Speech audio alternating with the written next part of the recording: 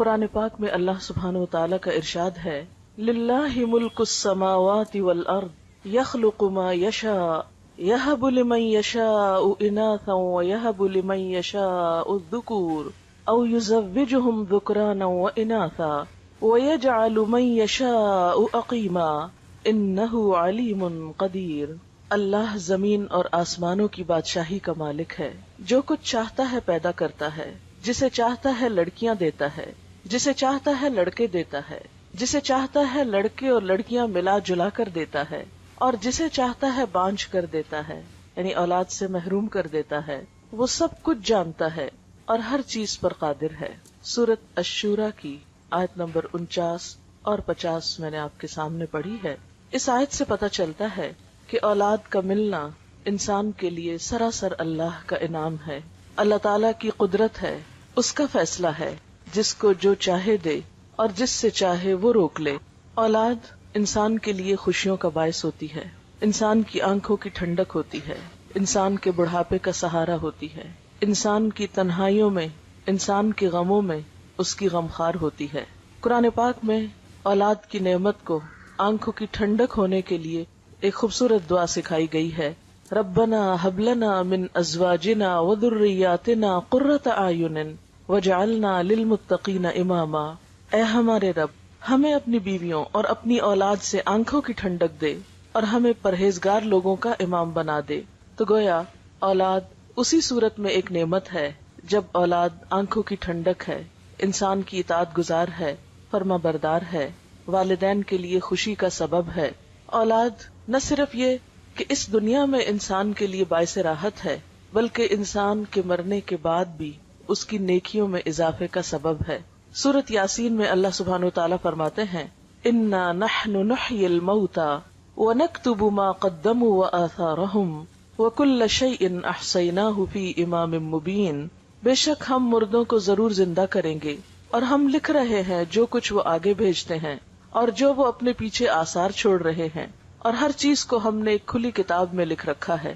تو انسان اپنی زندگی میں جو کچھ کرتا ہے، اپنے ہاتھوں جو کما کے آگے بھیجتا ہے، اس کا بدلہ بھی کل قیامت کے دن پائے گا، اور اس کے علاوہ انسان اپنے پیچھے جو نشان یا آثار چھوڑتا ہے، کل قیامت کے دن جا کر ان آثار کا بدلہ بھی پائے گا۔ اپنے پیچھے چھوڑے جانے والے آثار میں سب سے بڑا اثر یا سب سے بڑا نشان خود انسان کی اولاد ہے۔ ایک حدیث میں آتا ہے، رسول اللہ صلی اللہ علیہ وسلم نے فرمایا، جب انسان فوت ہو جاتا ہے تو اس کا اپنا نامہ اعمال بند ہو جاتا ہے، یعنی اب خود عمل کرنے کے قابل نہیں رہتا۔ 3 چیزیں ایسی ہیں جو اس کے بعد بھی باقی رہتی ہیں، ان میں نمبر 1 نیک اولاد ہے، یعنی انسان خود عمل نہیں کر سکتا، لیکن نیک اولاد جو اچھے کام کرتی ہے وہ مرنے کے بعد بھی والدین کو فائدہ دیتے ہیں، خصوصاً ان کی دعا۔ تو فرمایا نیک اولاد جو اپنے والدین کے لیے دعائیں کرتی ہے۔ نمبر 2 صدقہ جاریہ، یعنی اچھے کاموں میں مال کا خرچ کرنا جو مرنے کے بعد بھی انسانیت کی بھلائی اور فلاح کے لیے منصوبے جاری رہیں، یعنی ان منصوبوں میں خرچ کرنا جو انسانیت کی فلاح و بہبود کے ہوں اور انسان کے مرنے کے بعد بھی جن کا سلسلہ جاری رہے۔ اور نمبر 3 وہ علم جس سے فائدہ اٹھایا جائے، یعنی دوسرے انسانوں کی زندگی میں جو روشنی لائے۔ اللہ سبحانہ وتعالیٰ نے ہم سب کو تاکید کی ہے کہ ہم صرف اپنے آج کے لیے کام نہیں کریں، اپنے کل کے لیے بھی کریں۔ ہم صرف اپنی ذات پر توجہ نہ دیں، اپنی اولاد کو بھی قابل توجہ سمجھیں۔ ہمارے لیے صرف ہمارے اپنے اعمال ہی نہیں، ہماری اولاد کے اعمال بھی ہمارے حق میں یا خلاف حجت بن سکتے ہیں۔ جہاں اولاد انسان کے لیے نیکیوں میں اضافے کا سبب ہے، وہاں قیامت کے دن بعض اولاد دشمن کا کردار ادا کرے گی۔ اولاد کو قرآن میں دشمن بھی بتایا گیا ہے کہ ان من ازواجکم و اولادکم فتنہ، تمہاری اولاد اور تمہارا مال جو ہے وہ تمہارے لیے فتنہ ہے۔ ان من ازواجکم و اولادکم عدو لکم، تمہاری اولاد اور تمہاری بیویوں میں سے بعض تمہارے دشمن بھی ہو سکتے ہیں۔ حدیث میں آتا ہے کہ قیامت کے دن ایک انسان آئے گا جس نے بہت نیکیاں کی ہوں گی، لیکن اس کو بتایا جائے گا کہ اس کی اولاد اس کی نیکیاں کھا گئی۔ جس طرح دنیا میں انسان کی اولاد کی خامیاں یا بدعمالیاں یا بد کرداریاں والدین کی عزت پر بٹا لگانے والی ہوتی ہیں، اسی طرح قیامت کے دن بھی بعض لوگوں کی اولاد ان کے لیے وبال جان ہوگی۔ تو والدین اور اولاد کا باہم تعلق ایسا ہے جسے آپ ختم نہیں کر سکتے، کاٹ نہیں سکتے. یہ خون کا رشتہ ایسا رشتہ ہے کہ جسے اگر بظاہر آپ آنکھ بھی کر دیں تو وہ آپ اپنے سے الگ نہیں کر سکتے، نظروں سے دور کر کے بھی دل سے دور نہیں کر سکتے. تو انسان کی خیر اور بھلائی اسی میں ہے کہ وہ اپنی اولاد کو اپنی زندگی کی سب سے بڑی دولت سمجھے، سب سے بڑی نعمت سمجھے. کیونکہ اولاد جیسی نعمت انسان خرید نہیں سکتا، ادھار نہیں لے سکتا، کہیں سے مانگ کے نہیں لا سکتا. بسا اوقات لوگ اڈاپٹ کرتے ہیں لیکن اس میں اپنی اولاد جیسی تو بات ہی نہیں ہوتی، وہ جذبات اور وہ احساسات ہی نہیں ہوتے، وہ تعلق بنتا ہی نہیں جو خون کے رشتوں کے ساتھ ہوتا ہے. اس لیے اللہ سبحانہ وتعالیٰ فرماتے ہیں وَلْتَنظُرْ نَفْسٌ مَّا قَدَّمَتْ لِغَدٍ. ہر شخص کو دیکھنا چاہیے کہ اس نے اپنے کل کے لیے کیا کیا ہے، اپنے کل کے لیے کیسے عمل کیے ہیں، یعنی خود اپنے اعمال کی شکل میں بھی اور اپنی اولاد کی شکل میں بھی. اگر انسان اپنے پیچھے نیک اولاد چھوڑ کر جاتا ہے تو وہ ہر نماز میں اپنے والدین کے لیے دعا کرتے ہیں. نماز کے اختتام پر مشہور دعا جو سب کو آتی ہے، اس کا معنی کیا ہے؟ رب اجعلنی مقیم الصلاۃ ومن ذریتی ربنا وتقبل دعاء ربنا اغفر لی ولوالدی وللمؤمنین یوم یقوم الحساب. اے رب مجھے اور میری اولاد کو نماز کا پابند بنا، قائم کرنے والا بنا. اے ہمارے رب دعا قبول فرما. اے ہمارے رب مجھے بخش دے، میرے والدین کو بخش دے اور سارے مومنوں کو بخش دے جب حساب قائم ہو. گویا نیک اولاد اپنی ہر نماز میں اپنے والدین کو اپنی دعاؤں میں یاد رکھتی ہے. اگر شعوری طور پر یاد کر کے دعا کرنا بھول بھی جائے تو نماز کی پابندی کی صورت میں ہر نماز کے آخر میں زبان سے دعا نکلتی ہی ہے.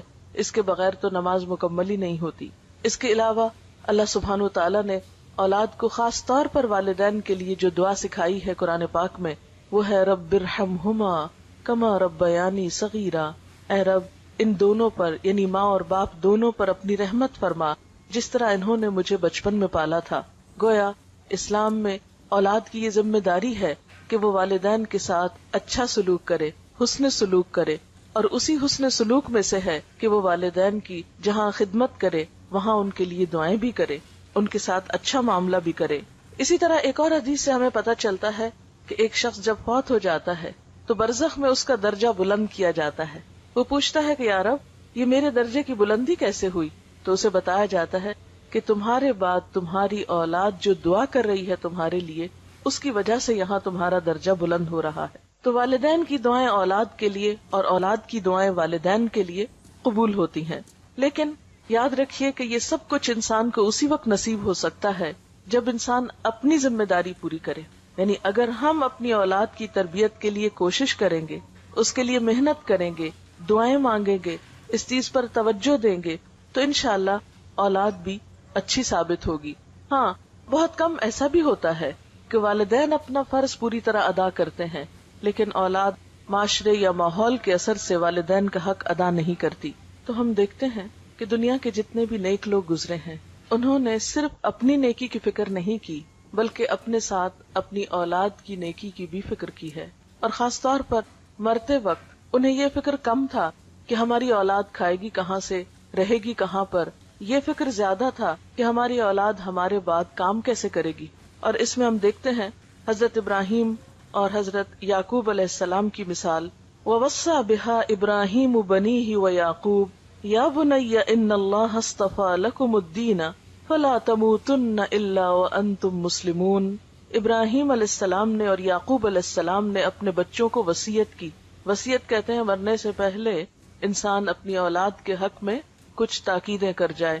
انہوں نے اپنی اولاد کو کیا وصیت کی کہ اے میرے بچوں، اللہ نے تمہارے لیے اس دین کو چن لیا تو تمہیں موت ہرگز نہ آئے مگر یہ کہ تم مسلمان ہو، یعنی ہمارے بعد تم حالت اسلام پر ہی زندہ رہنا. اسی طرح پھر فرمایا ام کنتم شہداء اذ حضر یعقوب الموت. کیا تم اس وقت حاضر تھے جب یعقوب علیہ السلام کو موت آئی. اذ قال لبنیہ، جب انہوں نے اپنے بچوں سے کہا ما تعبدون من بعدی، میرے بعد کس کی عبادت کرو گے.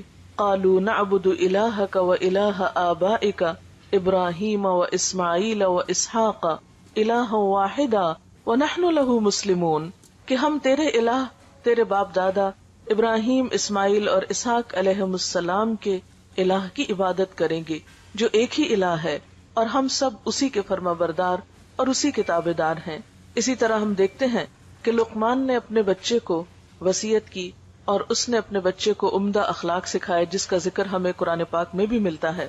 ان کے بارے میں آتا ہے وَلَقَدْ آتَيْنَا لُقْمَانَ الْحِكْمَةَ أَنِ اشْكُرْ لِلَّهِ، اور آگے جا کر وہ اپنے بچے کو بہت ساری نصیحتیں کرتے ہیں جس میں وہ اپنے بچے کی اچھی اخلاقی حالت یعنی عبادات کے ساتھ ساتھ اسے اچھا اخلاق بھی سکھاتے ہیں، جس میں خصوصی طور پر تکبر سے بچنے کے لیے کہتے ہیں اور لوگوں سے اچھی طرح بات کرنے کے لیے کہتے ہیں، اور آواز کی طرف بھی توجہ دلاتے ہیں کہ دیکھو بہت چیخ چلا کے بات نہ کرنا، کیونکہ سب سے ناپسندیدہ آواز گدھے کی آواز ہوتی ہے، لوگوں سے منہ موڑ کے بات نہ کرنا، اور اسی طرح کی اور بہت سی نصیحتیں۔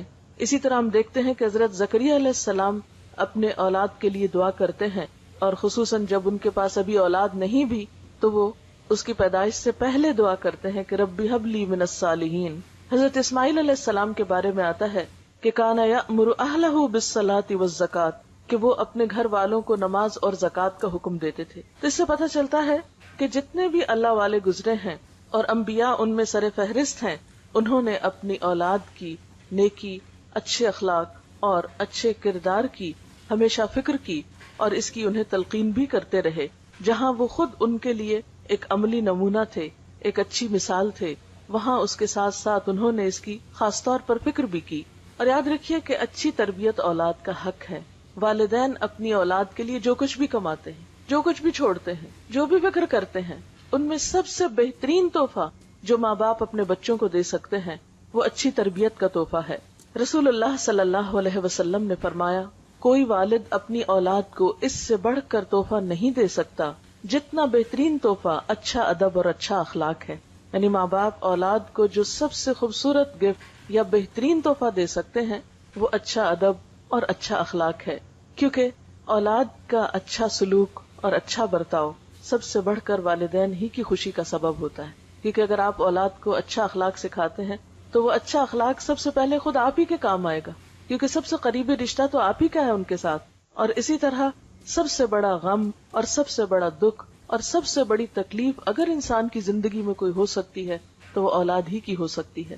اس لیے اگر اولاد اچھی ہے تو انسان کے لیے ہر طرف خوشیاں ہی خوشیاں ہیں، خواہ اس کے پاس کھانے کو بہت نہ بھی ہو یا اس کے پاس بہت بڑی جائیداد نہ بھی ہو، لیکن اولاد کی فرما برداری، اولاد کی خدمت، اولاد کا اچھا سلوک والدین کے لیے بے پناہ خوشیوں اور راحت کا سبب ہوتا ہے۔ ایک اور روایت میں آتا ہے، یعنی رسول اللہ صلی اللہ علیہ وسلم نے فرمایا کہ آدمی کے لیے کسی کو خیرات میں ڈھیر سارا مال دینے سے بہتر ہے کہ اپنے بیٹے کی اچھی تربیت کرے اور اس کو نیک عادتیں سکھانے میں روپیہ خرچ کرے۔ یعنی حتیٰ کہ مال خرچ کرنے میں بھی انسان کو راہ بتائی گئی کہ بہترین جگہ جہاں انسان اپنا مال خرچ کر سکتا ہے وہ اولاد کی تربیت ہے۔ اس میں ہمیں ایک مشہور واقعہ تاریخ کا ملتا ہے ربیعہ الرائی کا۔ ان کے والد نے شادی کی اور ابھی ربیعہ اپنے والدہ کے پیٹ میں ہی تھے کہ باپ کو کہیں جانا پڑ گیا۔ اس دور میں مسلمانوں کی جو حکومت تھی وہ دور دور تک پھیلی ہوئی تھی۔ نبی صلی اللہ علیہ وسلم کی وفات کے تقریباً 1 سال کے اندر مسلمان مشرق و مغرب کے مالک ہو گئے تھے، اور ان کی مہم میں ایک طرف افریقہ کی طرف جا رہی تھی، دوسری طرف چین کی سرحدوں کو چھو رہی تھی۔ تو ایسے میں جو فوجیں اتنی دور دور جاتی تو وہ سال ہر سال تک واپس نہ آ سکتی تھی۔ تو ربیعہ کے والد بھی کئی سال کے بعد جب پلٹے تو اپنی بیوی کو جو مال دے کر گئے تھے تو اس کا حساب مانگا اس سے۔ تو کہنے لگی کہ ابھی تم مسجد سے ہو کر آؤ پھر مجھ سے حساب کرنا، کیونکہ ایک اچھی خاصی رقم وہ چھوڑ کر گئے تھے۔ تو دیکھا واپس آئے تو کچھ بھی باقی نہیں، پوچھا کہ کہاں ہیں پیسے، تو اس نے کہا کہ ابھی ذرا تم مسجد سے ہو کر آؤ۔ بہرحال وہ مسجد میں گئے تو دیکھا کہ ایک طرف ایک شخص بیٹھا لوگوں کو کچھ سکھا پڑھا رہا ہے اور اس کے ارد گرد لوگوں کا ایک جم غفیر ہے۔ تو بہت حیران ہوئے کہ یہ شخص کون ہے، یہ نوجوان کون ہے کہ جس کی بات میں اتنا اثر ہے اور جس کے ارد گرد اتنے لوگ ہیں۔ تو پتہ چلتا ہے کہ یہ انہی کا بیٹا ہے جس کی تعلیم و تربیت پر یعنی باپ کے جانے کے پیچھے ماں نے اس کا سارا مال خرچ کیا اور بہترین توجہ دی۔ ماؤں کے اندر یہ جذبہ اور یہ کردار کیسے تھا؟ یعنی بعض اوقات ایسا ہوتا ہے کہ تربیت میں ماں تنہا رہ جاتی ہے، یہ ساری ذمہ داری ماں پر آ جاتی ہے۔ تو ایسے میں جہاں ماں کو یہ فکر ہونی چاہیے کہ اولاد کھائے کہاں سے، وہاں اس بات کی بھی فکر ہونی چاہیے کہ اولاد کی تعلیم و تربیت کیسے ہو۔ اب یہ ہے کہ تربیت کے ذمہ دار کون ہیں؟ اس میں یاد رکھیے کہ صرف ماں نہیں، باپ بھی ہے، دونوں ہیں۔ لیکن چونکہ ابتدا میں بچہ ماں کے ساتھ وقت زیادہ گزارتا ہے اس لیے obviously ماں کی ذمہ داری کچھ زیادہ بنتی ہے. ورنہ نبی صلی اللہ علیہ وسلم نے فرمایا کلکم راعٍ وکلکم مسئول عن رعیتہ، تم میں سے ہر شخص نگران ہے، ذمہ دار ہے، رسپانسبل ہے، اور ہر شخص سے اس کی رعایا کے بارے میں، یعنی جو اس کے ماتحت لوگ ہیں، جو اس کے ساتھ ہیں، ان کے بارے میں اس سے سوال کیا جائے گا. اور اس میں خصوصاً عورت کو بھی مینشن کیا گیا وَالْمَرْأَةُ رَاعِيَةٌ فِي بَيْتِ زَوْجِهَا وَمَسْئُولَةٌ عَنْهَا، اور عورت اپنے شوہر کے گھر میں نگران ہے اور اس سے اس کے بارے میں سوال کیا جائے گا. اور گھر میں سب سے قیمتی ترین چیز جو ہے وہ عورت کے یا ایک شخص کے بچے ہی ہو سکتے ہیں. یعنی گھر کی قیمتی ترین چیزوں میں سب سے قیمتی چیز انسان کی اولاد ہے. اب ہم یہاں یہ دیکھیں گے کہ پھر والدین اپنی اولاد کی تربیت کب شروع کریں اور تربیت کس موقع سے ہونی چاہیے، یعنی کب سے شروع ہونی چاہیے. تو بات یہ ہے کہ تربیت دنیا میں آنے سے پہلے سے شروع ہو جانی چاہیے. یعنی اولاد کی کیئر اور اولاد کو اچھے اخلاق اور اچھے کردار سکھانے کے لیے یہ نہیں کہ جب بچے بڑے ہو جائیں اور شروع میں ہم یہ کہتے رہیں کہ ابھی تو بچے چھوٹے ہیں، جب بڑے ہوں گے تو دیکھا جائے گا. نہیں، بچپن سے ہی، یعنی ان کی پیدائش سے پہلے ہی اس بات کی فکر کرنی چاہیے. اور پیدائش کے وقت تو ہر بچہ معصوم ہوتا ہے، جیسے حدیث میں آتا ہے کہ ہر بچہ فطرت پر پیدا ہوتا ہے. یہ اس کے ماں باپ ہوتے ہیں جو اس کو یہودی یا عیسائی یا کچھ اور بنا دیتے ہیں. اب ایک بچہ جو بالکل پاک صاف اور معصوم ہے، ایک صاف کتاب کی طرح ہے، اس کو آپ کیا بناتے ہیں یہ آپ پر ڈیپینڈ کرتا ہے کہ آپ اس کی تربیت کس طرح کرتے ہیں. جیسا کہ پہلے میں نے عرض کیا کہ تربیت کا آغاز یا تربیت کی ابتدا جو ہے وہ پیدائش سے پہلے ہونی چاہیے. لہٰذا ہم دیکھیں گے کہ دوران حمل، یعنی ایک بچے کی ولادت سے پہلے ماں کو کیسا کردار ادا کرنا چاہیے. اور اس بات کی جو تحقیق ہے کہ ولادت سے پہلے ہی بچے کے اوپر ماں کے جذبات اور احساسات اور اس کے رویے کے اثرات پڑنا شروع ہو جاتے ہیں، یہ معروف بات ہے اور ایک ثابت شدہ حقیقت ہے. ایک بزرگ کے پاس کوئی خاتون گئی یہ پوچھنے کے لیے کہ میں اپنے بچے کی تربیت کیسے کروں. تو انہوں نے پوچھا کہ بچے کی عمر کیا ہے. تو جب عورت نے بتایا تو کہا کہ تربیت کی عمر تو گزر چکی، اس لیے کہ تربیت تو پیدائش سے پہلے شروع ہوتی ہے. کیونکہ بعض جگہوں پر آتا ہے کہ 3 سال میں بچے کی ابتدائی شخصیت مکمل ہو جاتی ہے، بعض جگہوں پر 5 سال کا ذکر آتا ہے، بعض 7 سال کہتے ہیں. یعنی بچہ اپنی عمر کے ابتدائی حصے میں جو کچھ جذب کر جاتا ہے وہ بعد کی زندگی میں اتنا نہیں کرتا. اگر یہ نہیں کہ وہ وقت ختم ہو جاتا ہے، بڑے ہو کر تربیت ہو نہیں سکتی، لیکن اہم ترین وقت جو ہے وہ پیدائش سے پہلے اور پیدائش سے بعد کا ہے.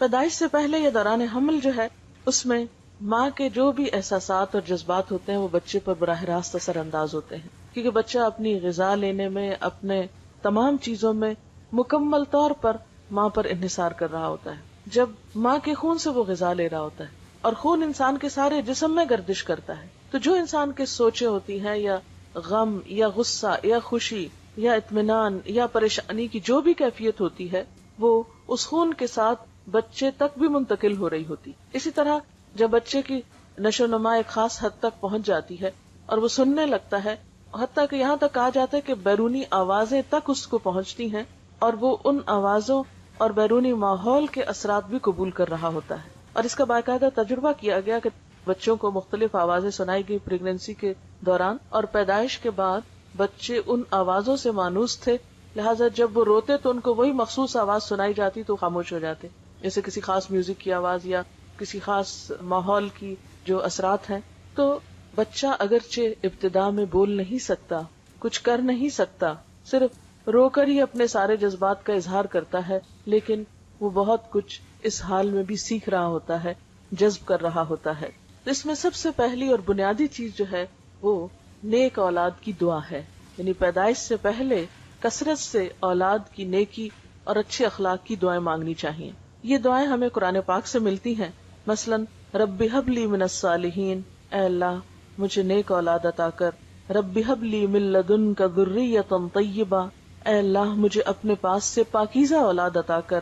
اسی طرح ربنا ہب لنا من ازواجنا وذریاتنا قرۃ اعین، اے اللہ ہمیں ہمارے شوہر مانگے تو بیوی کے لیے، ہمیں ہماری بیویوں اور ہماری اولادوں میں سے آنکھوں کی ٹھنڈک عطا کر. یہ دعائیں انسان کو ڈیورنگ پریگنینسی کثرت کے ساتھ پڑھنی چاہیے، خصوصاً نمازوں کے بعد. ایسا نہیں کہ کوئی خاص مخصوص وظیفہ ہے کہ کسی ایک کونے میں بیٹھ کے آپ روز 1000 تسبیح پڑھ لیں اور اس کے بعد جو چاہیں کریں. نہیں، اس کو ریگولرلی اپنی نمازوں کا حصہ بنا لے اور جب تک ولادت ہو نہیں جاتی اس وقت تک یہ دعا پڑھتے رہیں. پھر اسی طرح دوران حمل کثرت کے ساتھ ذکر کرنا، اچھے پازیٹیو خیالات رکھنا. پھر اسی طرح یہ ہے کہ دوران ولادت انسان جب دعا کرے تو اس میں خاص طور پر حضرت مریم علیہ السلام کی والدہ نے جو دعا پڑھی تھی اس دعا کو بھی آپ پڑھ سکتے ہیں. قرآن پاک میں اس کے بارے میں آتا ہے انی اعیذھا بک وذریتھا من الشیطان الرجیم، کہ میں تجھے اور تیری اولاد کو شیطان مردود سے اللہ کی پناہ میں دیتی ہوں. آپ صلی اللہ علیہ وسلم نے فرمایا ہر بچے کو پیدا ہوتے ہی شیطان ٹھوکا لگاتا ہے سوائے مریم کے اور عیسیٰ ابن مریم کے، کیونکہ حضرت مریم کی والدہ نے یہ دعا کی تھی کہ اللہ میری اولاد کو اور پھر آگے اس کی اولاد کو شیطان سے محفوظ رکھنا. تو دعاؤں میں خاص دعا یہ بھی کر سکتے ہیں کہ اللہ تعالیٰ ہماری اولاد کو شیطان سے بچا کر رکھے. پھر اسی طرح دوران پیدائش انسان آیت الکرسی پڑھ سکتا ہے، اللہ کا ذکر کر سکتا ہے. بعض لوگ اس موقع پر اللہ کا ذکر نہیں کرتے کہ اب تو ناپاکی کی کیفیت ہے یا کوئی ڈسچارج وغیرہ شروع ہو گیا ہے. نہیں، ذکر کرنے سے کوئی بھی چیز آپ کو نہیں روکتی. یعنی جب ولادت کا وقت قریب ہو تو اس میں انسان چل پھر رہا ہو یا ہاسپٹل میں ہو یا لیٹا ہوا ہو، کسی بھی مرحلے پر اللہ کے ذکر سے کوئی چیز آپ کو روک نہیں سکتی. آپ کو جو دعائیں یاد ہیں اللہ تعالیٰ کو پکار سکتے ہیں، درود شریف پڑھ سکتے ہیں، کلمہ پڑھ سکتے ہیں، آیت الکرسی پڑھ سکتے ہیں، جو بھی آپ ذکر کر کے اللہ سے دعا کرنا چاہیں کر سکتے ہیں. ایون جو آپ کے آس پاس ہیں، آپ کے ساتھ ہیں، آپ کے اٹینڈنٹ ہیں، وہ بھی آپ کے ساتھ اللہ کا ذکر کر کے آپ پر دم وغیرہ کر سکتے ہیں، سورۃ فاتحہ پڑھ سکتے ہیں، تاکہ مریض کو یا اس وقت کی جو تکلیف ہے اس میں ایک خاتون کو ریلیف ملے. اب یہ ہے کہ جب پیدائش ہو جاتی ہے تو اس کے بعد کیا کرنا چاہیے. سب سے پہلے بچے کی پیدائش پر خوشی کا اظہار کر کے اور پھر دعا بھی دینی چاہیے. ایک دعا جو ہمیں سکھائی گئی وہ ہے بارک اللہ لک فی الموہوب لک وشکرت الواہب وبلغ اشدہ ورزقت برہ. کیا معنی اس دعا کا؟ اللہ تمہارے لیے اس بچے میں جو بھی تمہیں عطا ہوا ہے اس میں برکت پیدا کرے اور تم دینے والے کے شکر گزار بنو اور یہ بچہ اپنی جوانی کو پہنچے اور تمہیں اس کی نیکی نصیب ہو. یعنی یہ اولاد تمہارے ساتھ نیکی کرنے والی ہو، تمہاری اطاعت گزار اور فرما بردار ہو. اسی طرح ہم دیکھتے ہیں کہ نبی صلی اللہ علیہ وسلم کو جب ان کے بیٹے حضرت ابراہیم کی ولادت کی خوشخبری ملی تو آپ نے خوشخبری لانے والے کو ایک غلام عطا کیا. آج کل ہمارے یہاں بھی رواج ہے نا کہ جو خوشخبری لے کر آتا ہے اس کو کچھ دیا جاتا ہے. بعض اوقات مثلاً کوئی نرس پیغام لے کر آتی ہے یا ڈاکٹر لے کر آتی ہے تو آپ کچھ نہ کچھ خوشی سے اس کو دیتے ہیں. تو یہ بھی ایک مسنون طریقہ ہے، اس کو اپنے اوپر بوجھ نہیں سمجھنا چاہیے. تو نبی صلی اللہ علیہ وسلم نے اتنا بڑا تحفہ ایک آنے والے کو دیا. اس طرح آپ کو یاد ہوگا کہ عربوں کے ہاں یہ عام رواج بھی تھا اور آپ صلی اللہ علیہ وسلم نے اس رواج کو ختم نہیں کیا. جیسے آپ کی پیدائش پر ابو لہب جو آپ کا چچا تھا، سویبہ جو لونڈی تھی، اس نے جب خبر دی آپ صلی اللہ علیہ وسلم کی پیدائش کی تو اس نے اشارے سے اس کو کہا کہ جاؤ تم آزاد ہو.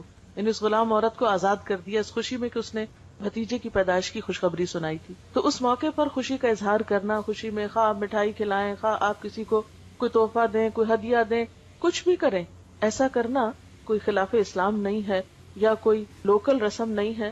نہیں، اللہ کی نعمت کا ایک اظہار ہے اور انسان اپنی حیثیت کے مطابق جو بھی کرے.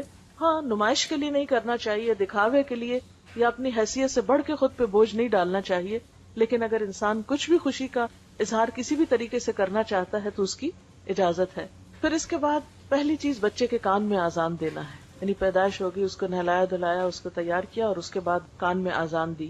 طبرانی کی روایت میں آتا ہے کہ حضرت حسین رضی اللہ تعالیٰ عنہ کی جب ولادت ہوئی تو آپ نے ان کے ایک کان میں آذان دی اور دوسرے میں اقامت. آذان دینے میں کیا حکمت ہے کہ بچہ دنیا میں آ کر سب سے پہلے اللہ کا نام سنے. اب دیکھیں کہ جب انسان فوت ہوتا ہے نا تو اس کی نماز جنازہ پڑھی جاتی، تو انسان کے آنے پر آذان دی جاتی ہے اور جانے پر اس کی نماز پڑھی جاتی ہے. اور انسان کی زندگی ایسے ہی ہے جیسے آذان اور نماز کے بیچ کا وقفہ. یعنی کل قیامت کے دن انسان کو ایسے ہی پتہ چلے گا کہ چند لمحے دنیا میں گزار کر آیا ہوں. پھر اسی طرح یہ ہے کہ اللہ کی عظمت اور اللہ کی محبت بچے کے دل میں بیٹھتی ہے. پھر اسی طرح بچے کو جو پہلی غذا دی جاتی ہے اس کو تحنیک کہا جاتا ہے. کہتے ہیں کہ جو انسان بھی بچے کو پہلی غذا دیتا ہے، اب تو فوراً ماں کے دودھ پہ ڈال دیتے ہیں یا کوئی بھی چیز دی جاتی ہے، تو چونکہ بچہ بالکل ایک نیو بورن جو ہوتا ہے وہ فریش اور ہر طرح کے اثرات قبول کر رہا ہوتا ہے، بالکل ایک معصوم سی چیز ہوتی ہے.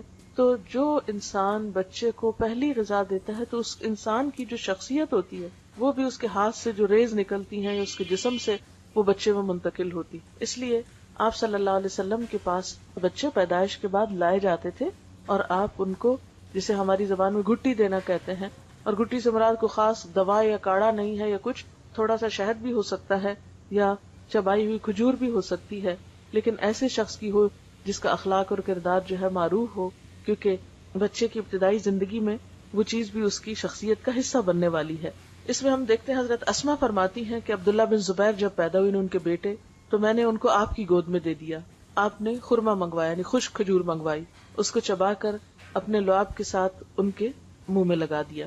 عموماً تالو میں ہلکا سا لگا دیتے ہیں، ایسا نہ ہو کہ جو بچے کے گلے میں پھنس جائے یا اتنا بڑا ٹکڑا نہ ڈال دیا جائے، بالکل معمولی سا جتنا بچے کی لینے کی سکت ہو اس کے مطابق، لیکن یہ کہ یہ بھی ایک طرح کی رسم ہوتی ہے اور یہ ایک سمجھے کہ اسلامی رسم ہے۔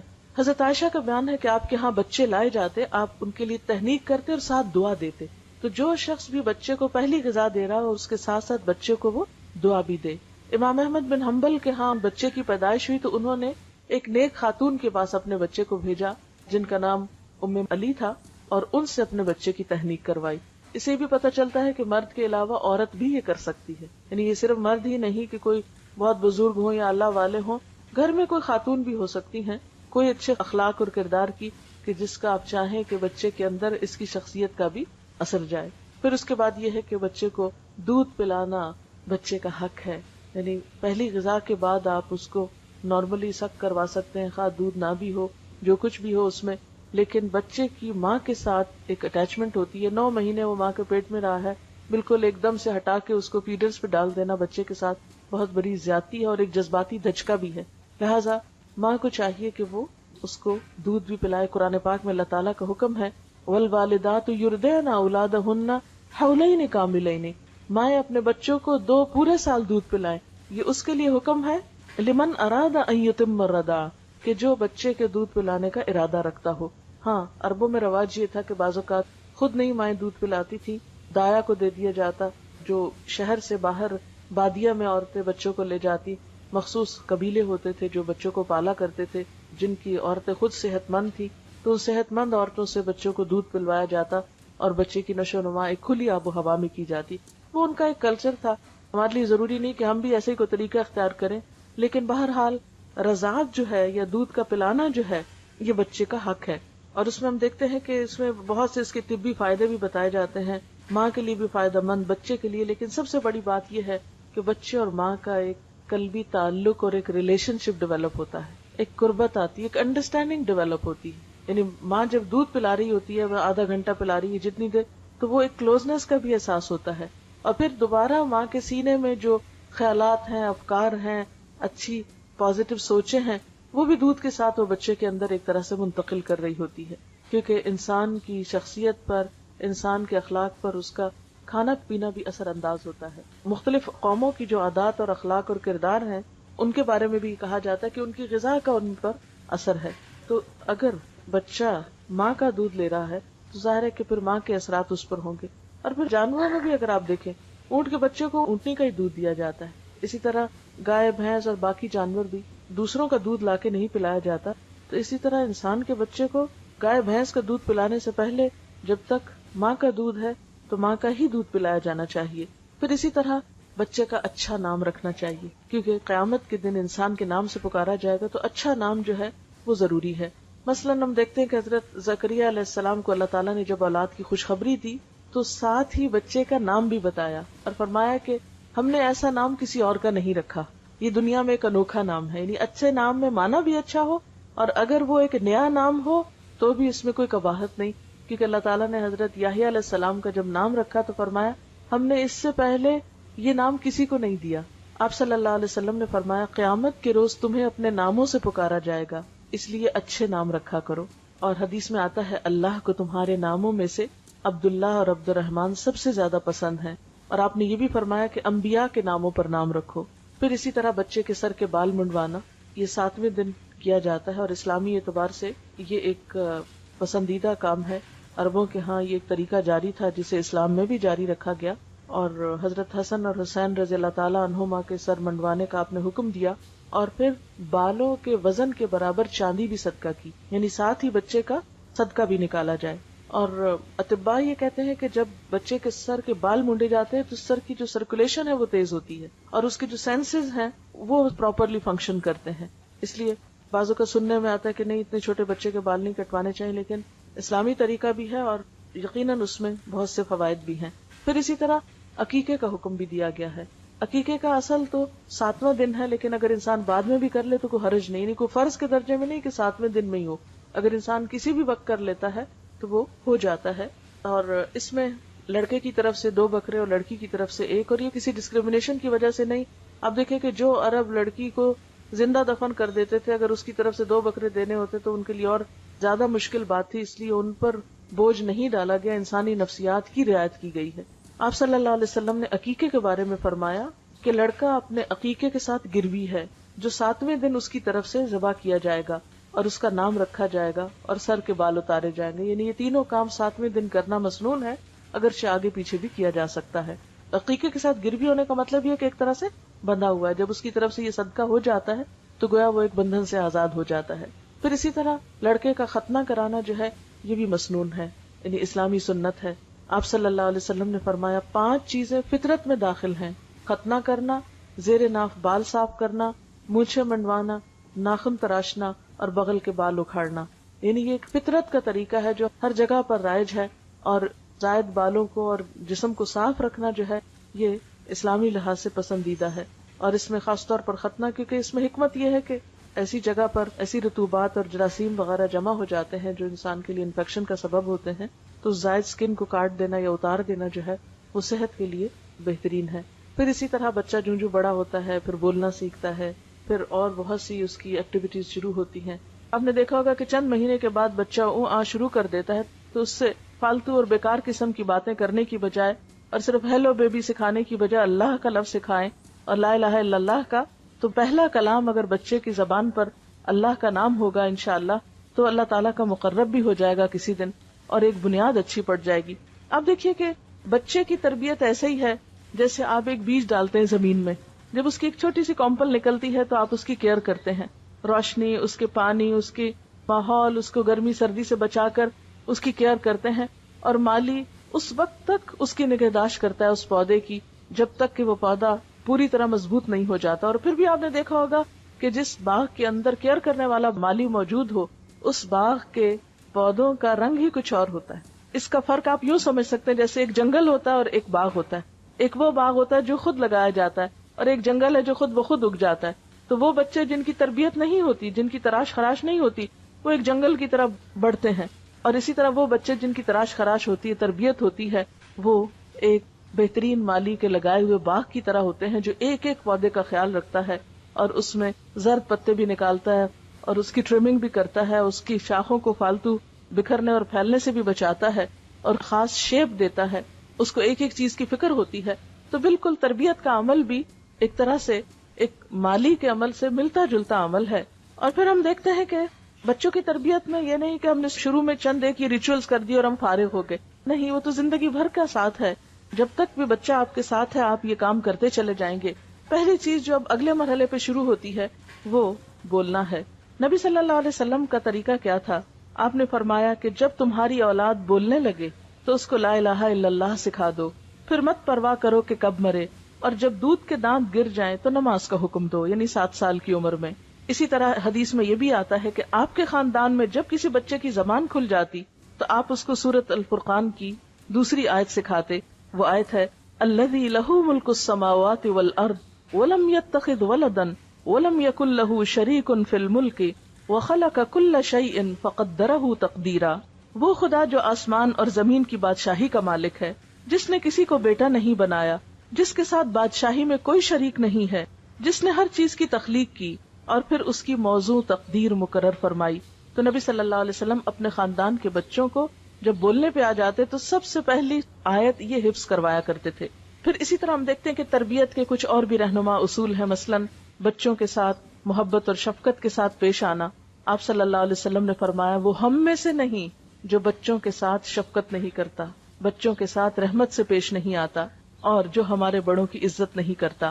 ابتدائی سالوں میں خاص طور پر بچے کے ساتھ محبت اور شفقت کا سلوک کرنا چاہیے. اس میں خصوصاً میں ماؤں سے یہ کہنا چاہوں گی کہ بچے بعض اوقات تنگ کرتے ہیں بس چھوٹے بچے جب دانت نکال رہے ہوتے ہیں تو ماؤں کے جسم کو چبانا شروع کر دیتے ہیں، یا بعض اوقات بال کھینچتے ہیں، یا بعض اوقات روتے ہیں، تنگ کرتے ہیں، سر مارتے ہیں، بہت سی تکلیفیں دیتے ہیں بچے بچپن میں بھی. ایسے تمام مواقع پر صبر سے کام لینا اور خوشی کے ساتھ اور خندہ پیشانی کے ساتھ ان چیزوں کو برداشت کرنا ضروری ہے. بعض مائیں بے حوصلہ ہو کر بچے کو چھوٹی سی عمر میں مارنے لگتی ہیں، بعض اوقات ہاتھ دباتی ہیں، بعض اوقات دھکا دے دیتی ہیں، بعض اوقات چیخنے لگتی ہیں. یہ چیزیں بچے کی تربیت پر ایک نیگیٹو اثر ڈالتی ہیں. ان سے پرہیز کرنا چاہیے. دیکھیں ماں کے 3 درجے کیوں زیادہ ہیں؟ اسی وجہ سے کہ ماں تکلیفیں زیادہ اٹھاتی ہے تربیت میں اور اس کی اپ برنگنگ میں. آپ صلی اللہ علیہ وسلم ہمیشہ بچوں کے ساتھ پیار اور محبت کا برتاؤ کرتے تھے. اور حضرت حسن کے بارے میں آتا ہے کہ ان کو پیار سے جب اٹھاتے تو اپنی زبان کی سرخی نکال کے دکھاتے.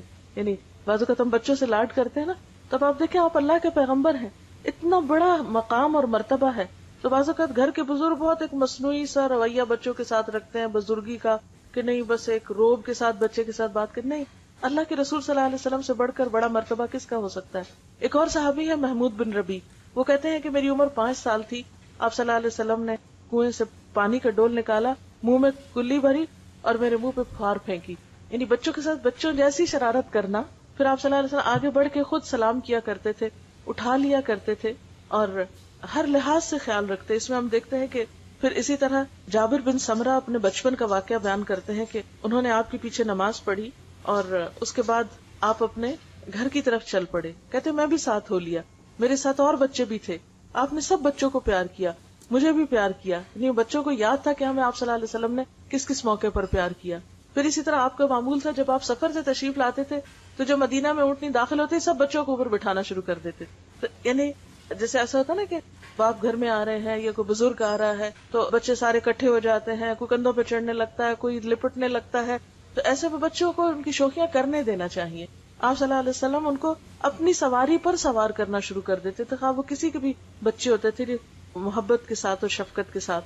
پھر اسی طرح آپ صرف مسلمان بچوں کے ساتھ نہیں، بغیر کسی مذہب کی تفریق کے ہر ایک کے بچوں کے ساتھ اچھا سلوک کرتے تھے. ہجرت کے موقع پر جب آپ کا مدینہ میں داخلہ ہو رہا تھا تو چھوٹی بچیاں جو تھیں وہ آپ کے استقبال کے لیے کھڑی تھیں اور انہوں نے آپ کے لیے گیت گائے تھے اور آپ نے ان سے پوچھا کہ تم یہ کیوں کر رہی ہو؟ تو انہوں نے کہا کہ اللہ کے رسول صلی اللہ علیہ وسلم ہم آپ سے محبت کرتے. تو آپ نے فرمایا میں بھی تم سے پیار کرتا ہوں. یعنی عام طور پہ ہم بچوں کو اگنور کر دیتے، نہیں، ان کے ساتھ پیار محبت کی بات کرنا یا ان کا حال پوچھ لینا یہ انسان کی شان میں کمی نہیں کرتا. اور سب سے بہترین چیز بچوں کو پھر اچھا اخلاق سکھانا ہے، اور خاص طور پر چاہے لڑکا ہو یا لڑکی ہو ان میں فرق نہ کریں. آپ نے فرمایا خاص طور پر کچھ دینے کے معاملے میں بچوں میں فرق نہ کرو، اس سے ان کی شخصیت پر منفی اثرات پڑتے ہیں. اور خصوصاً ابتدائی زندگی میں پہلے 7 سال تو زیادہ سے زیادہ شفقت اور محبت ہی کا سلوک کرنا چاہیے. اقرا بن حابس کے بارے میں آتا ہے کہ وہ آپ صلی اللہ علیہ وسلم کے پاس آئے اور آپ اس وقت حضرت حسن کو گود میں بٹھا کر پیار کر رہے تھے. تو اقرا کو دیکھ کر بہت تعجب ہوا، بولے اے اللہ کے رسول صلی اللہ علیہ وسلم آپ بھی بچوں کو پیار کرتے ہیں؟ کیونکہ ان کے ہاں کیا تھا کہ جو شخص جتنا روب والا ہو وہ بچوں کو بس صرف ٹیڑھی آنکھ سے ہی دیکھے اور ڈرائے رکھے اور اٹھائے نہیں. بچوں کو اٹھانا شاید کوئی کمزوری کی علامت ہے. اور کہنے لگا کہ میرے تو 10 بچے ہیں لیکن میں نے کبھی کسی کو بھی پیار نہیں کیا. آپ نے فرمایا اگر اللہ نے تمہارے دل سے رحمت و شفقت چھین لی ہے تو میں کیا کر سکتا ہوں. یعنی بچوں کو پیار نہ کرنا سنگ دل ہونے کی علامت ہے، اور بچوں کے ساتھ شفقت و محبت سے پیش آنا رحم دلی کی علامت ہے. پھر اسی طرح بچوں کو اچھا اخلاق سکھانا. نبی صلی اللہ علیہ وسلم نے فرمایا اپنی اولاد کی عزت کرو.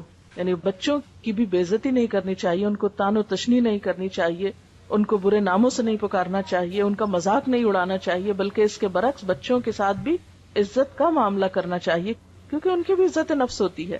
اگر بار بار مجروح ہوگی تو ماں باپ کے دشمن ہو جائیں گے. ان کے آداب بہتر بناؤ، اس لیے کہ تمہاری اولاد تمہارے لیے اللہ کا ہدیہ ہے. یعنی اولاد ایک طرح سے تحفہ ہے تمہارے لیے، لہٰذا اس تحفے کی قدردانی کرو. پھر اسی طرح اگر ایک سے زائد بچے ہوں تو بچوں کے درمیان مساوات کرنے کا حکم دیا. آپ صلی اللہ علیہ وسلم نے فرمایا سووا بین اولادکم فی العطیہ لو کنت مفضلا احدا لفضلت النساء. تم بچوں کو کچھ دینے میں برابری کرو، اگر میں کسی کو زیادہ دے سکتا تو بیٹیوں کو زیادہ دیتا. لیکن یہ ہے کہ بیٹے ہوں یا بیٹیاں جب بھی ان کے لیے کچھ خریدیں یا جب بھی ان کو کچھ دینے لگیں تو سب کے ساتھ برابری کریں. بعض اوقات ایسا ہوتا ہے کہ کوئی ایک بچہ اپنی فرما برداری اچھے اخلاق کی وجہ سے والدین کا زیادہ پسندیدہ ہو جاتا ہے، یا چھوٹا بچہ جو ہوتا ہے وہ عموماً ماں باپ کو زیادہ پیار ہوتا ہے، یا بعض اوقات بڑا بچہ جو ہوتا ہے وہ زیادہ توجہ لے جاتا ہے. لیکن اپنے دلی جذبات اور اپنی توجہ کو ایک طرف رکھتے ہوئے دینے دلانے کے معاملے میں برابری کرنی چاہیے. محبت میں تو بسا اوقات برابری نہیں ہو سکتی کیونکہ انسان کے جذبات ہر ایک کے لیے مختلف ہوتے ہیں اور وہ انسان کے بس کی بات بھی نہیں ہوتی، لیکن اس کا اظہار کرنے میں بھی اعتدال سے کام لینا چاہیے. کیونکہ بعض اوقات ماں باپ ایک بچے کی تعریف دوسرے بچے کے سامنے اتنی زیادہ کرتے کہ دوسرے بچے احساس کمتری میں مبتلا ہو جاتے ہیں، یا یہ کہ وہ ماں باپ سے دور ہونے لگتے ہیں کہ ماں باپ کو ہم سے تو محبت ہے ہی نہیں. ایسا نہیں کرنا چاہیے. سب بچوں سے یکساں سلوک کرنا چاہیے، اور اگر کوئی بچہ بدتمیز بھی ہو یا اس کے اندر کوئی ایسی چیز بھی ہو تو صبر کے ساتھ درگزر کرنا چاہیے اور اس کو دوسروں سے زیادہ توجہ دینی چاہیے حتیٰ کہ وہ اور زیادہ قریب آ جائے اور اعتماد کرنے لگے ماں باپ پر. پھر اسی طرح بچوں کی تعلیم و تربیت کا اہتمام کرنا. حضرت عمر فرماتے ہیں کہ والد پر اولاد کے حقوق میں سے یہ بھی ہے کہ انہیں لکھنا پڑھنا سکھائے اور انہیں حلال خوراک مہیا کرے. یعنی تربیت میں ایک اہم چیز حلال خوراک یعنی حلال کھلانا ہے، کیونکہ بچوں کو اگر حرام پر پالیں گے تو وہ والدین ہی کے نافرمان ہوں گے. کیونکہ اگر آپ اللہ کی نافرمانی کر رہے ہیں تو آپ کے بچے آپ کے فرما بردار کیسے ہوں؟ اگر آپ ان کو لقمہ حلال نہیں دے رہے، لقمہ حرام دے رہے ہیں، تو ان کے اندر پھر خدا کی محبت کیسے پیدا ہو؟ پھر محض تعلیم اور محض تربیت اور محض درس کچھ نہیں کریں گے جب تک کہ رزق حلال کی طرف توجہ نہ کریں. پھر اسی طرح لڑکوں کے ساتھ ساتھ لڑکیوں کی بھی تربیت. نبی صلی اللہ علیہ وسلم نے فرمایا جس شخص نے 3 لڑکیوں یا 3 بہنوں کی سرپرستی کی، تعلیم و تہذیب سکھائی، ان کے ساتھ رحم کا سلوک کیا، یہاں تک کہ اللہ ان کو بے نیاز کر دے، یعنی ان کی شادی وغیرہ ہو جائے، اپنے گھروں میں چلی جائیں، تو ایسے شخص کے لیے اللہ نے جنت واجب فرما دی. یعنی بیٹوں کی تربیت بھی، لیکن بیٹیوں کی تربیت خوش دلی سے کرنا اور ان کو اپنے لیے بوجھ نہ سمجھنا. جیسے عام طور پہ آپ نے دیکھا ہوگا بچیاں جب جوان ہوتی ہیں ذرا سی رشتے کی بات ہو رونے لگتی ہیں، ہم آپ پہ بوجھ ہے نا. تو یہ احساس نہیں ہونے دینا چاہیے بچیوں کو کہ وہ ہم پر بوجھ ہیں. خوش دلی کے ساتھ، محبت کے ساتھ جب تک رشتہ نہ آئے ان کی کیئر کرنا، خیال رکھنا، بہتر طریقے سے ان کی پرورش کرنا اور ان کی ضروریات کا خوش دلی سے خیال رکھنا، یہ سب کچھ نیکی میں شمار ہوتا ہے. حتیٰ کہ وہ مال جو انسان اپنی اولاد پر خرچ کرتا ہے اس کا اجر و ثواب کہیں زیادہ ہے بنسبت اس کے کہ جو کسی اور پر انسان خرچ کرتا ہے. اور تربیت میں ایک خاص چیز جو ہے یا ایک چیز اگر آپ یاد رکھ سکیں تو انشاءاللہ اس سے بچوں کی نفسیات کو سمجھنے اور ان کے ساتھ معاملہ کرنے میں بہت سہولت ہو جائے گی. اس میں ایک مشہور مقولہ یہ ہے کہ والدین اپنے بچے کے ساتھ پہلے 7 سال کھیلیں، یعنی ان کے کھیل میں شریک ہوں یا ان کو کھیلنے دیں. اگلے 7 سال اسے نظم و ضبط سکھائیں، ڈسپلن سکھائیں، یعنی پھر سختی بھی کر سکتے ہیں. پھر اگلے 7 سال اس کے دوست بنے رہیں، یعنی گویا جب بچہ 14 سال کا ہو جائے تو اس کے ساتھ دوستوں والا معاملہ کریں، اعتماد میں لیں. عموماً بچیاں والدین کو کچھ بتاتے ہوئے گھبراتی ہیں، تو اگر بچیوں کے ساتھ یا والد کی بچوں کے ساتھ دوستی ہوگی تو وہ اپنی باتیں آ کے شیئر کریں گے. اور اگلے 7 سال پھر آزاد چھوڑ دیں، 21 سال کے ہو جائیں تو پھر ان کو بہت روک ٹوک نہیں کریں. اور وہی وقت ہوتا ہے جب شادی ہوتی ہے تو شادی کے بعد پھر بچوں کے معاملات میں انٹرفیئر کرنا اور ان کو پریشرائز کرنا، اب یہ کرو اب وہ کرو، نہیں، اب چھوڑ دیں، اب ان کو اپنی زندگی بسر کرنے دیں. اب جہاں تک پہلے 7 سال کا تعلق ہے تو اس میں بچوں کو آپ بہت زیادہ چیزوں کا پابند نہیں کریں، تھوڑا بہت پڑھنا لکھنا سیکھیں، شروع کریں، لیکن بہت بوجھ نہیں ڈالیں. لیکن جب 7 سال کا ہو جائے تو پھر نماز کے لیے کہنا شروع کریں. 10 سال تک نماز کی عادت ڈالیں، اور اگر ایک کے بعد ایک نماز سکھائیں، مثلاً ایک نماز، اور پھر اس میں بھی آپ ساتھ لے کے کھڑے ہوں، اکیلے حکم نہ دیں جاؤ نماز پڑھ لو، یہ بہت سختی نہیں کریں. 10 سال کی عمر تک نماز میں بھی سختی سے روکا گیا ہے. اور اس کا یہ مطلب نہیں کہ پھر پڑھنے کوئی نہ کہیں یا ڈسپلن نہ سکھائیں، نہیں، ڈسپلن تو سکھائیں گے. 3 سال آپ کو لگیں گے. 10 سال کی عمر تک انشاءاللہ ایک کے بعد ایک، مثلا 6 مہینے میں ایک نماز کی عادت ڈالیں. لیکن جس نماز کی عادت ڈالیں پھر وہ چھوڑنے نہ دیں، اس کا خاص دھیان رکھیں، واچ کریں کہ وہ بچہ مس نہ کرے. کیونکہ اگر ایک دن بھی وہ نہیں پڑھتا تو اس کا مطلب یہ ہے کہ اس کو یہ سمجھ آ جائے گی کہ پڑھیں یا نہ پڑھیں بات برابر ہے. 1 سے شروع کریں، 2 پہ لائیں، 2 سے 3 پہ، 3 سے 4 پہ، 4 سے 5 پہ. 10 سال کی عمر تک اگر فجر کے وقت نہیں بھی اٹھتا تو جس وقت اٹھے اس وقت نماز پڑھوا دے. پھر اس کے بعد اگر شروع میں صرف فرض نماز کا کہیں اور پھر جو بڑا ہوتا جائے پھر سنت بھی ساتھ، اور جب بالغ ہو جائیں پھر ایسی تعلیم و تربیت کا اہتمام کریں کہ بچوں کے دل میں اللہ کی محبت بھی پیدا ہو چکی ہو، رسول اللہ صلی اللہ علیہ وسلم کی محبت بھی ہو، بڑوں کا ادب اور احترام بھی ہو، اور اس کے ساتھ ساتھ اپنے واجبات اور اپنی ذمہ داریوں کو بھی نبھانے کا طریقہ ان کو آ چکا ہو. جیسے بچوں کے ساتھ پہلے 7 سال کھیلنے کی بات ابھی ہوئی، نبی صلی اللہ علیہ وسلم حضرت حسن اور حسین رضی اللہ تعالی عنہما کے ساتھ کس طرح کا معاملہ کرتے تھے. حدیث میں آتا ہے کہ جب آپ نماز پڑھ رہے ہوتے تھے تو یہ دونوں آپ کی پیٹھ پہ چڑھ جاتے. آپ اس وقت تک سجدے سے سر نہ اٹھاتے تھے جب تک وہ خود نہ اتر جاتے. یعنی کہ ہاتھ مار کے گرا دیتے یا کوئی اور پکڑنے آ جاتا، اوہ دیکھو اللہ کے رسول صلی اللہ علیہ وسلم نماز پڑھے، پکڑو ان کو، چھینو ان کو. کیونکہ بعض اوقات ہمارے ہاں جو مائیں نماز پڑھتی ہیں، اگر بچہ نماز میں پاس آ جائے تو دوسرے کھینچ کے لے جاتے ہیں، اور بچہ چیخ چلا رہا ہوتا ہے کہ مجھے ماں کے پاس جانے دو، اور وہ سمجھتے نہیں بچے کے پاس جانے سے ماں کی نماز ڈسٹرب ہو جائے گی. نہیں، ماں کو تو اس حد تک اجازت ہے کہ اگر بچہ رو رہا ہو تو وہ روتے بچے کو گود میں اٹھا کر بھی نماز کنٹینیو کر سکتی، تاکہ وہ نماز سے خوف نہ کھائے. بہت سے بچے دین سے اس لیے بھاگ جاتے ہیں کہ اب ماں نماز پڑھ رہی ہے، لمبی نماز پڑھ رہی ہے، اور بچہ بلا رہا ہے، اس کو کوئی جواب نہیں مل رہا. اب وہ قرآن پڑھ رہی ہے تو پڑھ رہی ہے، بچہ بلا رہا ہے، رو رہا ہے، اس کو بھوک لگی ہے یا اس کو ٹوائلٹ جانا ہے یا کچھ اور، ماں اٹھ نہیں رہی، یا وہ اپنی دوستوں میں بیٹھی اور باتیں کیے جا رہی ہے، ٹیلی فون کال آ گئی ہے، 15 منٹ آدھا گھنٹہ اس کا ٹیلی فون پہ جا رہا ہے، اور بچہ رو رو کے وہیں قدموں میں سو گیا. تو یہ چیزیں درست نہیں. بچہ ماں کی سب سے پہلی پرائرٹی ہونی چاہیے. اور پھر نبی صلی اللہ علیہ وسلم سے بڑھ کر کس کی عبادت ہو سکتی ہے، کس کی نماز میں اس سے بڑھ کر خشوع و خضوع ہو سکتا ہے. لیکن آپ نماز کے سجدے سے سر نہ اٹھاتے تھے جب تک بچے خود نہ اٹھ جاتے. بعض اوقات کسی بچے کے رونے کی آواز آتی تو آپ نماز مختصر کر دیتے تھے، لمبی نماز نہیں پڑھاتے تھے، یعنی جماعت کے ساتھ. اسی طرح حضرت امامہ جو آپ کی نواسی تھی، حضرت زینب کی بیٹی، ان کے بارے میں آتا ہے کہ آپ صلی اللہ علیہ وسلم بعض اوقات ان کو کندھے پر بٹھا کے نماز شروع کر دیتے، یعنی قیام میں کندھے پہ بٹھا لیتے تھے. یعنی صرف لڑکوں کو نہیں، اگر چھوٹی بچی بھی ہے تو مرد کی نماز میں کوئی خلل نہیں ہے اس سے. اور وہ آپ کے ڈائریکٹ اپنے بچے نہیں تھے، بیٹی کے بچے تھے، نواسے تھے، لیکن اس کے باوجود بھی آپ ان کے ساتھ محبت و شفقت کا معاملہ کرتے ہیں، تاکہ نمازوں کے دوران بھی. پھر اسی طرح بچوں کو ڈرانے دھمکانے سے پرہیز کرنا چاہیے. عام طور پہ مائیں جب کوئی بات بچے نہ مانے تو وہ بلی آ جائے گی، وہ کتا آ جائے گا، وہ جن آ گیا، وہ فلاں آ گیا. بچے تو بچے ہوتے ہیں، ان کو خوف اور محبت کا نہیں پتا ہوتا، یہ ماں باپ ہی ان کے دلوں میں ڈالتے ہیں. تو بچوں کو بزدل نہ بنائیں چھوٹی چھوٹی چیزوں سے ڈرا کر. اور پھر یہ کہ خاص طور پر جھوٹ بول کر، کہ کوئی چیز ایسی ہو نا جس سے ڈرا کے آپ بچے کو کوئی بات منوا رہے ہو. کیونکہ نبی صلی اللہ علیہ وسلم نے بچوں کے ساتھ بھی جھوٹ بولنے سے منع فرمایا ہے. ایک صحابیہ کے بارے میں آتا ہے کہ انہوں نے آپ کی موجودگی میں بچے کو بلایا کہ ادھر آؤ میں کچھ دیتی ہوں. آپ نے فرمایا کیا دینا ہے تم کو؟ اس نے کہا کچھ بچے کو کھانے کی چیز دینی. آپ نے فرمایا اگر تم نے بچے کو بلا کر یہ چیز نہ دی ہوتی تو تمہارے حق میں تمہارے اعمالنامے میں جھوٹ لکھا جاتا. اسی لیے بچوں کے ساتھ جھوٹے وعدے نہیں کرنے چاہیے.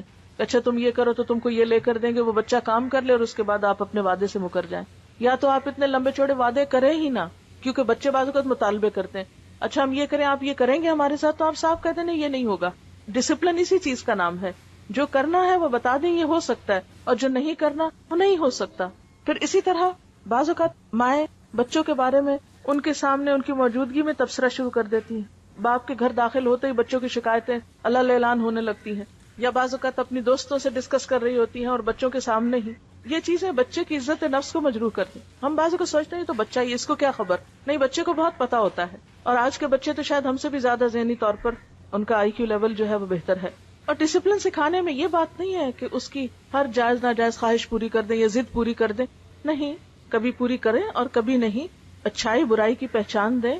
کچھ چیزوں میں پھر آپ کو صبر سے کام لینا ہوگا. مثلا بعض بچوں کی عادت یہ ہوتی ہے کہ ماں باپ نے کوئی بات نہیں مانی، رونا دھونا شروع کر دی، رو دھو کے بات منوا لی.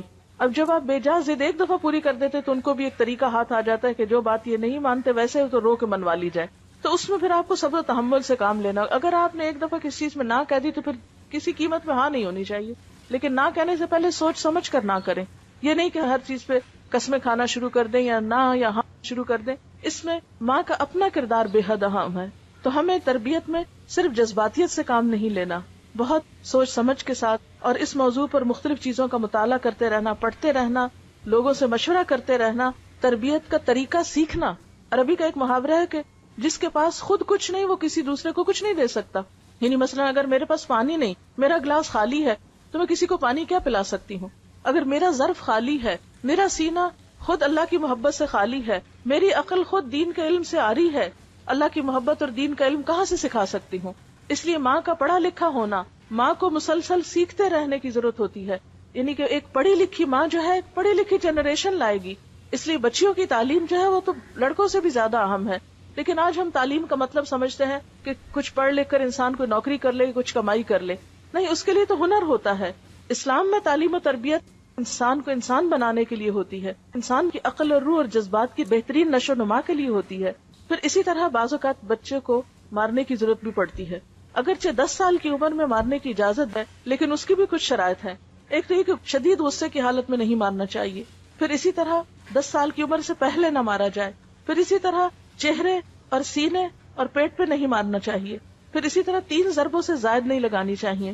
ایسی ضرب نہیں جس سے نشان پڑ جائے بچے پہ، اور اگر کبھی ایسی ضرورت پڑے تو تنہائی میں بچے کے ساتھ آپ ایک آدھ لگا سکتے ہیں، لیکن لوگوں کے بیچ میں بیٹھے بیٹھے ادھر سے دھپ مارا، ادھر سے ہاتھ مروڑے، ادھر سے کان کھینچے، ادھر سے بال کھینچے، ادھر سے دھکا دے دیا، یہ سب بہت ہی زیادتی کی باتیں ہیں. یہ تربیت کے لیے سخت نقصان دہ ہے، کیونکہ جس کی آپ عزت نہیں کر رہے اس کی آپ تربیت کر ہی نہیں سکتے. تربیت کرنے کے لیے بھی دوسرے کو اعتماد میں لینا اور اس کو عزت دینا بے حد ضروری ہے. اور اس میں صرف ڈانٹ ڈپٹ یا صرف اصول قاعدے ہی نہیں چلیں گے، اس میں سٹوری ٹیلنگ جو بے حد اہم ہے. انبیاء علیہ السلام کے قصوں سے شروع کریں، صحابہ کرام کے قصے سنائیں، اور دنیا کے بڑے بڑے انسانوں کے قصے جنہوں نے دنیا میں کچھ بڑے بڑے کام کیے، تاکہ بچوں کے سامنے اچھے رول ماڈلز آئیں، ان کو بھی محنت کا شوق پیدا ہو. پھر اسی طرح یہ ہے کہ بچوں کو بہت زیادہ ناز و نام کا عادی نہیں بنانا چاہیے، کیونکہ یہ بچوں کی اپنی ہی زندگی کے لیے نقصان دہ ہو جاتا ہے. اس میں بچوں کو اپنے ہاتھ سے کام کرنے کی عادت، اور اسی طرح خصوصاً نیکی کے کام کی عادت، اس میں ان کے ہاتھ سے صدقہ بھی کروایا کیجیے. ضرورت مند رشتہ داروں کو دلوانا، بڑوں کو گھر میں عزت دینا. کھانے کا وقت ہے تو یہ نہیں بچوں کو ہمیشہ اہمیت دیں اور کہ بچے آنا پہلے کھا لیں، نہیں، بڑوں سے شروع کریں. وہ بڑوں کو اہمیت دیں، بڑوں کو جگہ دیں، بڑوں کے لیے کھڑے ہوں، بڑوں کی عزت کریں. یہ سب کچھ ماں سکھائے گی بچے کو. اگر بچوں میں کچھ کھٹ پٹ ہو گئی تو ہر ماں جا کے اپنے بچے کی حمایت کرنا شروع کر دی گئی، یہ جاننے کی کوشش نہیں کرتی کہ ہو سکتا ہے کہ قصور اس کے بچے کا ہو. تو ہمیشہ عدل و انصاف سے کام لینا چاہیے، اپنے بچوں کے درمیان بھی اور اپنے بچوں اور رشتہ داروں کے بچوں میں بھی اگر کوئی کھٹ پٹ ہو جائے. اسی طرح حکمت و دانش سے کام لینا ہوگا. پھر اسی طرح بعض اوقات نبی صلی اللہ علیہ وسلم کا طریقہ یہ تھا کہ وہ سوال و جواب کے انداز میں تربیت کیا کرتے تھے، کہ بچے زندگی کے مختلف مواقع پر مختلف چیزوں کے بارے میں جاننا چاہتے ہوتے، اور والدین سے زیادہ ہمدرد اور رہنما کوئی نہیں ہو سکتا. لیکن اگر کسی وقت آپ سمجھیں کہ آپ اپنے بچے کے ساتھ بہتر کمیونیکیشن نہیں کر سکتے، آپ کسی اچھے انسان کی بھی مدد لے سکتے ہیں کہ جو آپ کے بچے کے ساتھ اچھی کمیونیکیشن کر سکے. عام طور پر پہلے جب فیملی سسٹم ہوتے تھے یا خاندانی نظام مضبوط تھا، آپ نے دیکھا ہوگا کہ بچوں کی تربیت صرف ماں نہیں کرتی تھی، دادی کا بھی حصہ ہوتا تھا، نانا نانی کا بھی حصہ ہوتا تھا. آپ کو اپنے بچپن یاد ہوں گے جو خواتین ہیں بڑی، کہ بعض اوقات باقاعدہ پلان کے تحت آپ رشتہ داروں کے گھر جاتے تھے، وہ آپ کے گھر چھٹیاں گزارنے آتے تھے، اور اس طرح خاندان قریب آتے تھے. اب جب سے ہر شخص مصروف ہو گیا ہے، رشتہ داروں کا بھی آپس میں آنا جانا، ایک دوسرے کے گھر جا کے رہنا، باہم جذبات کو شیئر کرنا، یہ سب چیزیں ختم ہوتی چلی جا رہی ہیں. لہٰذا خود غرضی کا عنصر بڑھتا چلا جا رہا ہے. تو جب ہم بچوں کو خود غرضی پہ پالتے ہیں تو پھر بڑے ہو کر وہ ہماری پرواہ کرنا بھی بھول جاتے ہیں. عام طور پہ مائیں جب بچوں کو کھانا کھلا رہی ہوتی ہے کہتی تم کھا لو ورنہ وہ کھا لے گا.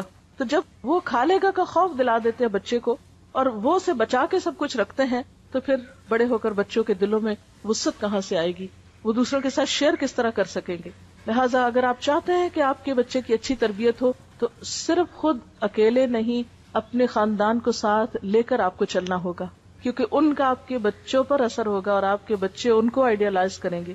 اور اگر کہیں ایسا موقع نہ ہو تو اچھے دوست اور اچھے لوگوں کے ساتھ دوستی جو ہے وہ بھی بچوں پر اثر انداز ہوتی ہے. ایسے لوگوں کے گھروں میں جانا کہ جن کے بچے خود تربیت یافتہ ہوں، بچے ان سے بہت کچھ سیکھ رہے ہوتے ہیں. پھر اسی طرح اسکول میں جو کچھ کر رہے ہوتے ہیں اس کی خیر خبر رکھنا، اور پھر خصوصی طور پر جو جذبات کے اظہار میں ڈسپلن قائم کرنا، یہ بے حد ضروری ہے. بعض اوقات بچے چھوٹی چھوٹی باتوں پر آسمان سر پہ اٹھا لیتے، چیخنا چلانا، چھوٹی چھوٹی باتوں پر لڑائی جھگڑا کرنا، دوسروں سے لڑنا جھگڑنا، مار پٹائی، اس طرح کی عادتیں بچوں میں ڈیولپ ہونے لگتی ہیں. تو ان چیزوں کو بھی روکنے کی ضرورت ہے. اسی طرح زیادہ ہنسی، زیادہ رونا، زیادہ چیخنا چلانا، زیادتی جو ہے ان کی شخصیت میں وہ نقصان دہ ہے. اس کا سبب معلوم کر کے اس کا علاج کیا جا سکتا ہے. اور اپنی بات اس پر اختتام کروں گی کہ بچہ اگر محبت میں جیتا ہے تو اعتماد سیکھتا ہے، تانوں میں جیتا ہے تو احساس کمتری کا شکار ہوتا ہے، نفرت میں جیتا ہے تو نفرت دینا سیکھتا ہے، گھٹے ہوئے ماحول میں جیتا ہے تو شرمیلا ہو جاتا ہے. اس لیے بچے کی تربیت کے لیے بہترین چیز اچھا ماحول ہے، کیونکہ ہر انسان اپنے ماحول کی پیداوار ہوتا ہے. اب دیکھیے کہ بعض اوقات ہم سمجھتے ہیں کہ بس ٹھیک ہے ہماری چوائس ہے، ہم بچوں کی اچھی تربیت کریں یا نہ کریں. بعض اوقات ہم سمجھتے ہیں کہ بس چوائس کی بات ہے، بس ہمت ہے، توفیق ہے، موقع ہے، کر سکتے ہیں تو اچھی تربیت کر لیں.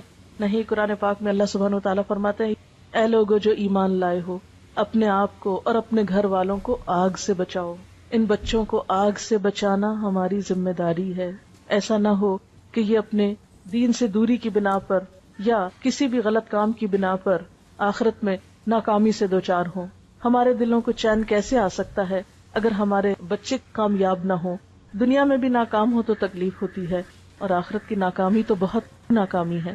اللہ تعالیٰ سے دعا ہے کہ وہ ہمیں اپنی ذمہ داری کو بہترین طریقے پر ادا کرنے کی توفیق عطا فرمائے، تاکہ ہماری اولاد ہمارے لیے صدقہ جاریہ ہو، اور ہمارے لیے دنیا میں بھی آنکھوں کی ٹھنڈک، اور ہماری آخرت میں بھی ہمارے اعمال میں اور ہمارے درجات میں اضافے کے سبب بنے۔ وآخر دعوانا ان الحمد للہ رب العالمین۔ سبحانک اللہم وبحمدک، نشہد ان لا الہ الا انت، نستغفرک ونتوب الیک۔ والسلام علیکم ورحمۃ اللہ وبرکاتہ۔